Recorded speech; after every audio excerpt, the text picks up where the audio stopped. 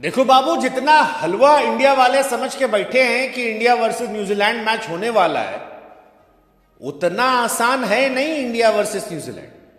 और अगर ये सोच के बैठे हो कि इंडिया वर्सेस न्यूजीलैंड तो ऐसे जीत के चले जाएंगे, कोई टेंशन नहीं होगी, कोई परेशानी नहीं होगी और वन साइडेड मैच है, तो मेरे दोस्त बड़े मुगालते में जी रहे हो।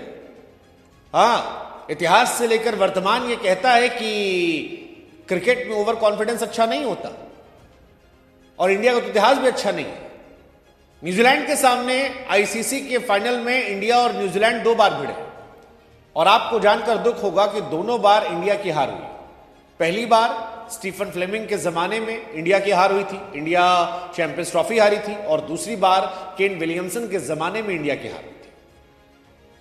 अब न्यूजीलैंड जो है वो दुनिया की बाकी टीमों के सामने 4 बार फाइनल खेली है, वहां वो हारी है, लेकिन इंडिया के सामने 2 बार वो जीत कर गई।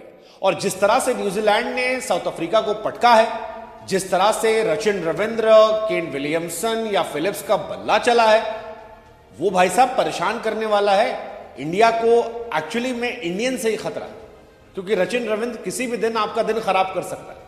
बाकी काम जो है वो मैट हेनरी, सैंटनर और उनके ब्रेसवेल जैसे गेंदबाज कर सकते हैं।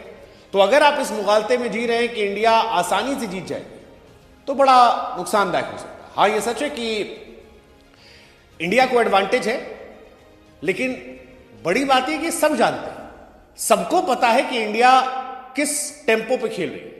इंडिया 4 स्पिनर खिलाएगी, ये आप भी जानते हो, ये हम भी जानते हैं। इंडिया की ओपनिंग जोड़ी तेज खेलने की कोशिश करेगी, ये आप भी जानते हो, ये हम भी जानते हैं। अब प्रॉब्लम ये बात न्यूजीलैंड वाले भी जानते हैं, और अगर न्यूजीलैंड वाला भी ये बात जानता है तो फिर क्या होगा गुरु? समस्या तो होगी ना। यही हम कह रहे हैं कि इतना आसान नहीं है। 2019 के वर्ल्ड कप के सेमीफाइनल में भी न्यूजीलैंड ने हमें बाहर करवाया था। 2023 ओडीआई वर्ल्ड कप में हालांकि हमने उनको बाहर करा दिया था, लेकिन अगर इतिहास पे देखें तो 2023 के वर्ल्ड कप में हमने ऑस्ट्रेलिया को ग्रुप स्टेज में हराया था, लेकिन जब हम फाइनल खेलने गए थे तो ऑस्ट्रेलिया ने पटक दिया था। इस बार भी हमने न्यूजीलैंड को ग्रुप स्टेज में हराया है। दोनों टीम के पास मौका है रिवेंज लेने का। कीवी अब तक 2 आईसीसी इवेंट जीते हैं, एक स्टीफन फ्लेमिंग के जमाने में, एक विलियमसन के जमाने में। सैंटनर का तीसरा जिताएंगे, ये देखने वाली बात होगी।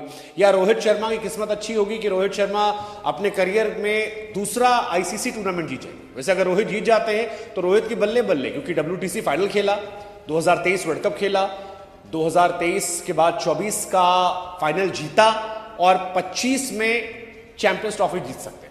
फिर उनकी सारी शर्तें मान ली जाएंगी, चाहे वो जो करना चाहे। ये कहानी है, लेकिन अब यही कहानी है कि क्या होगा यहां से, मतलब क्या होगा यहां से। न्यूजीलैंड आईसीसी फाइनल में हालांकि बड़ा मिक्स रहा है। 2000 में इंडिया के सामने जीत गए थे, 2009 में ऑस्ट्रेलिया के सामने हारे थे, 2015 में पहुंचे ऑस्ट्रेलिया के सामने वर्ल्ड कप में, हार गए, 2019 में फाइनल पहुंचे, हार गए, 2021 में इंडिया के सामने जीत गए, फिर 2021 में T20 वर्ल्ड कप पे फाइनल पहुंचे ऑस्ट्रेलिया के सामने, फिर हार गए। तो उनका बाकी टीमों के खिलाफ परफॉर्मेंस एवरेज रहा, लेकिन इंडिया के सामने वो बड़ी टीम रही और इसीलिए थोड़ा सा ये डराता है कि कहीं हम ओवर कॉन्फिडेंस से बह तो नहीं जाएंगे, क्योंकि 2023 के वर्ल्ड कप के भी सारे मैचेस हम जीत के आए थे और फाइनल में हम गड़बड़ किए थे। अब ये गड़बड़ ना हो, इसकी उम्मीद हमें करनी पड़ेगी। रोहित शर्मा हालांकि न्यूजीलैंड के सामने आईसीसी टूर्नामेंट में अनबीटन रहे, लेकिन फिर वही कहानी है कि फैक्ट्स, इतिहास जो है वो पुरानी बातें होती है। आपको तैयारी करनी पड़ेगी। तैयारी होगी तो इंडिया जीतेगी, तैयारी नहीं होगी तो मामला गड़बड़ा जाएगा।